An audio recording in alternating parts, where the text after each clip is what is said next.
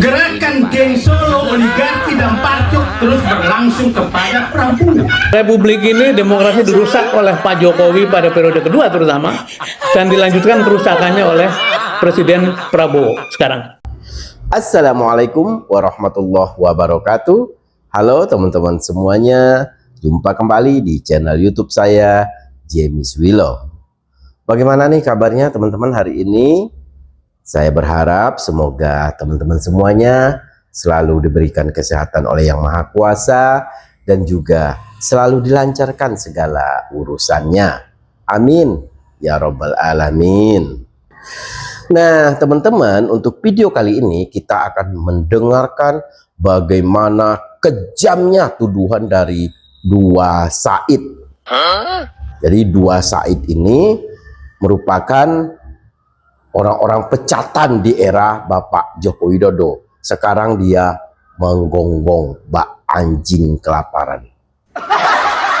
Yang pertama tentunya Said Diduh atau Said pembuat gaduh. Terus di video kedua nanti kita akan mendengar Said lainnya, yaitu Sudirman Said. Ini juga menteri pecatan di era Pak Joko Widodo. Luar biasa kejamnya tuduhan dari dua Said ini, teman-teman. Dari Said gaduh kita mendengar bahwa ada empat orang Jokower yang ingin memakzulkan pemerintahan Pak Prabowo katanya. Ini ada 4 orang ya teman-teman. Jadi belum lama ini Pak Prabowo ini mengangkat beberapa menteri dan juga kepala staf kepresidenan ya. Di situ kita melihat ada Kodari, kemudian ada Hasan Nasbi, ada Teddy dan juga Jenderal Dudung. Nah, itulah yang dia katakan bahwa keempatnya itu akan memakzulkan Bapak Prabowo Subianto. Kurang ajar sekali, kurang ajar. Ini dia main tuduh aja ya. Ini dasarnya dari mana, sumbernya dari mana dia nggak tahu, tapi dia main tuduh aja. Nggak masuk akal banget ya kan. Padahal Teddy ini sudah begitu dekat dengan Pak Prabowo, begitu juga Hasan Nasbi ya kan. Kemudian siapa lagi? Muhammad Kodari juga sudah begitu dekat ya. Tapi sekarang teman-teman, ketika Jenderal Dudung masuk sebagai KSP itu, malah dia tuduh keempat orang itu akan memakzulkan pemerintahan Pak Prabowo. Kurang ajar sekali, benar-benar. Dan itu semuanya katanya geng Solo, teman-teman. Jadi keempat orang itu merupakan orang dekatnya Jokowi yang ingin memata-matai pemerintahan Pak Prabowo dan pada akhirnya nanti akan memakzulkan Pak Prabowo. Kurang ajar ya.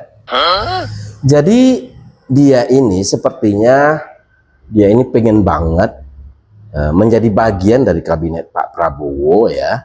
Karena dulu kan sempat dipanggil ke Hambalang oleh Pak Prabowo.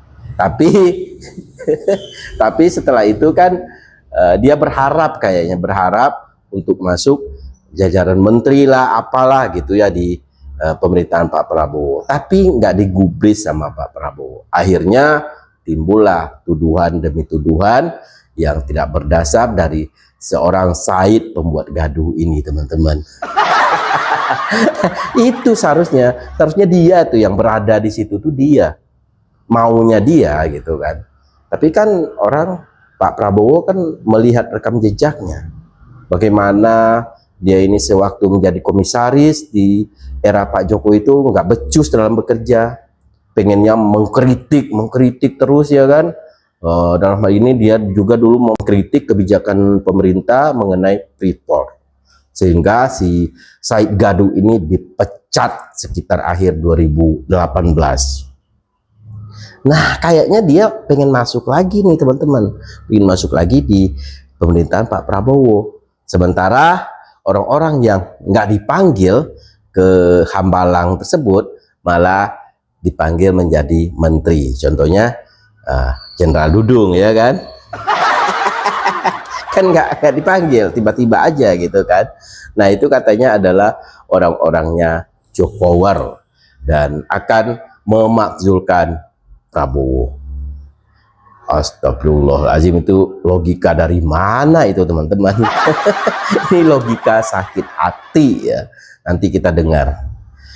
Nah kemudian di video kedua Said yang lainnya yaitu Sudirman Said, ini juga kan merupakan menteri dari Pak Jokowi sebelum pada akhirnya juga dipecat ya. Jadi orang-orang ini sakit hati banget kan dipecat itu ternyata teman-teman.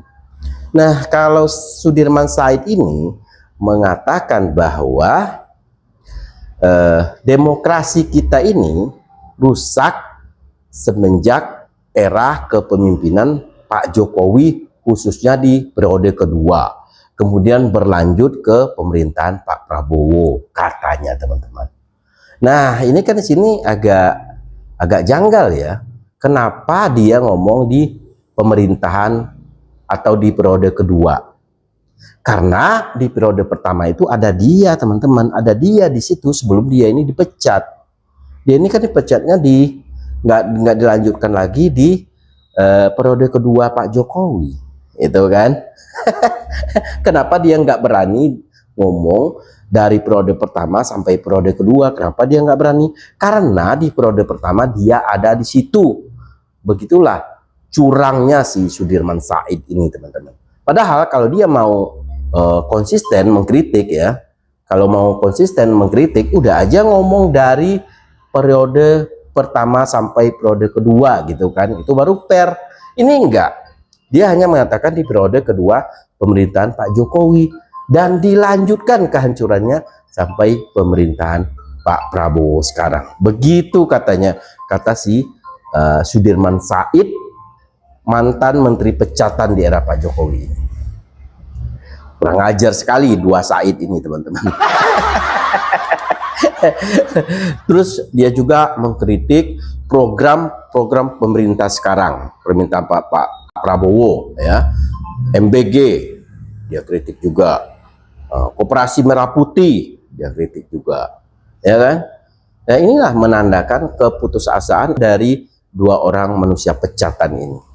Jadi dua orang ini saya yakin ya, kenapa dia selalu mengkritik, yaitu tadi sepertinya dia pengen masuk di pemerintahan Pak Prabowo.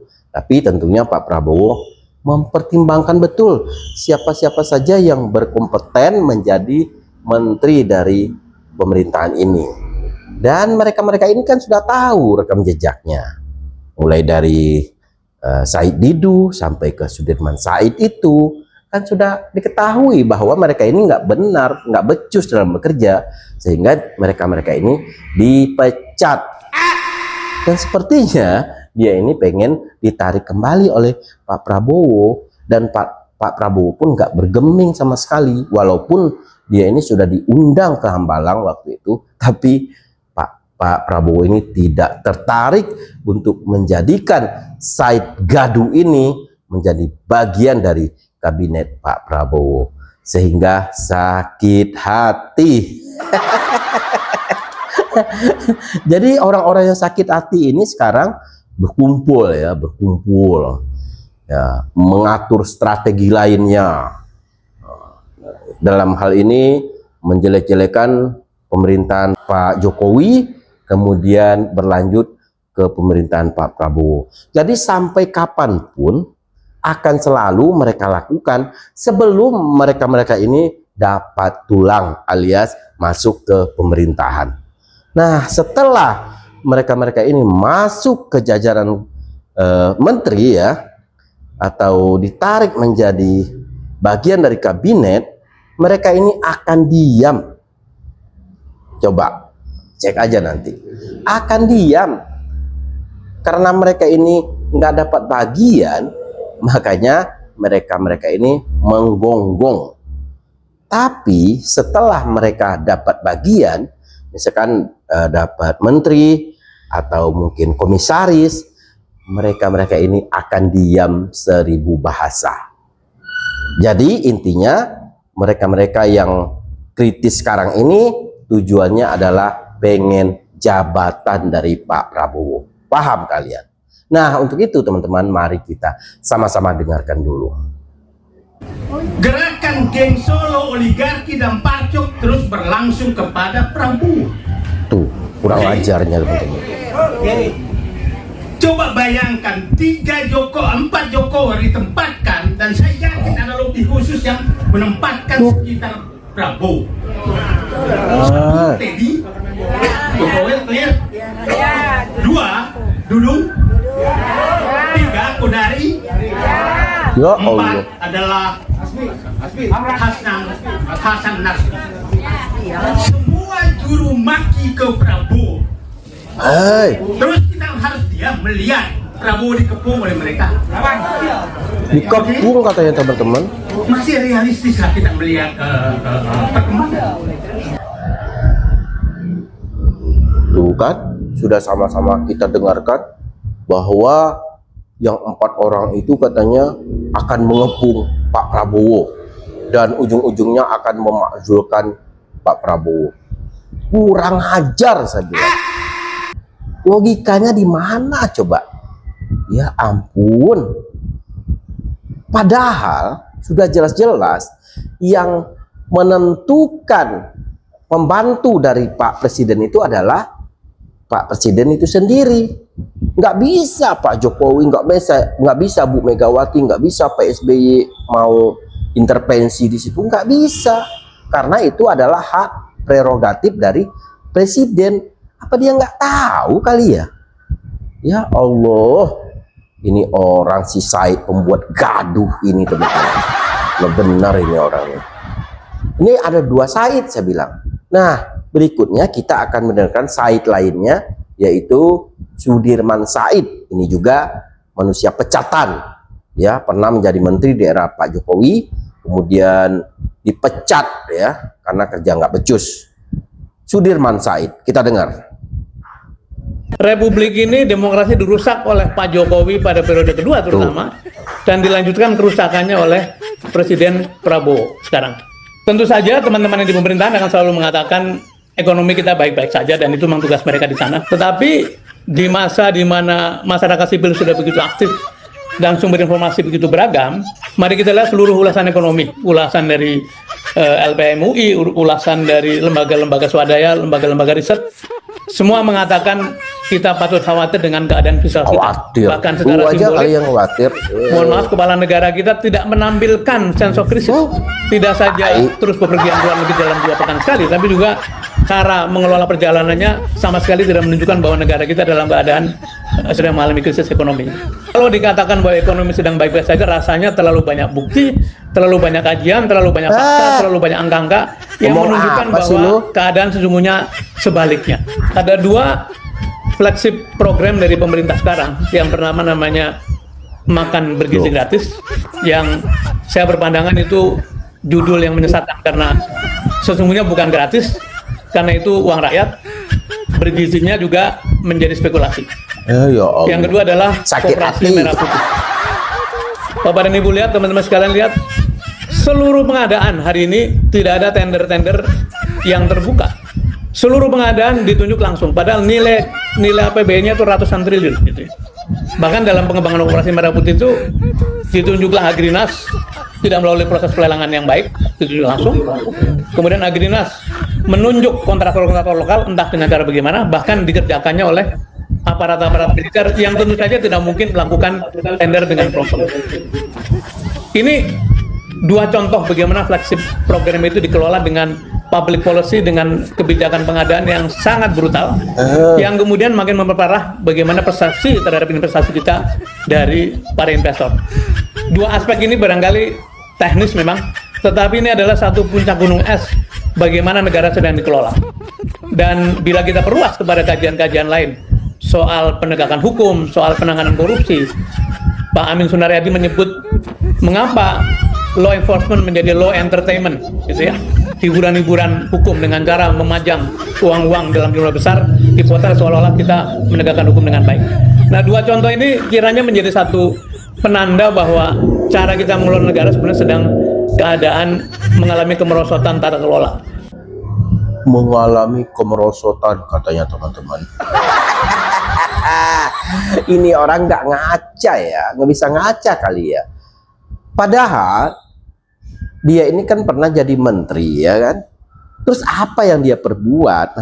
Apa yang dia perbuat untuk mensejahterakan rakyat Indonesia misalkan? Untuk kemajuan bangsa Indonesia misalkan? Untuk meningkatkan ekonomi Indonesia misalkan? Apa yang dia lakukan? Nggak ada kan? Kalau benar-benar dia ini mampu dan bekerja ya, otomatis si Sudirman Said ini kan nggak dipecat. Logika aja, karena dia bekerja itu nggak becus, sama seperti Said yang lainnya itu Said Didu, sehingga dia dipecat. Setelah dia dipecat, dia menggonggong kayak anjing kelaparan. Itu namanya tai. Jadi sudah sama-sama kita dengarkan ya, dua Said ini, Sudirman Said dan juga Said pembuat gaduh alias Said Didu. Jadi saya serahkan kepada teman-teman yang menilai ya. Seperti itulah kalau orang-orang yang sudah sakit hati kelewat batas itu ya. Karena ya sakit hatinya dipecat di era pemerintahan Bapak Joko Widodo, dan mereka berharap kembali untuk ditarik menjadi menteri lah, menjadi komisaris lah di era Bapak Prabowo Subianto. Namun Pak Prabowo tidak bergeming karena Pak Prabowo tahu rekam jejak dari dua Said ini, teman-teman. Oke teman-teman semuanya, untuk video kali ini saya cukupkan sampai di sini. Semoga kita semua mendapat pencerahan. Assalamualaikum warahmatullahi wabarakatuh.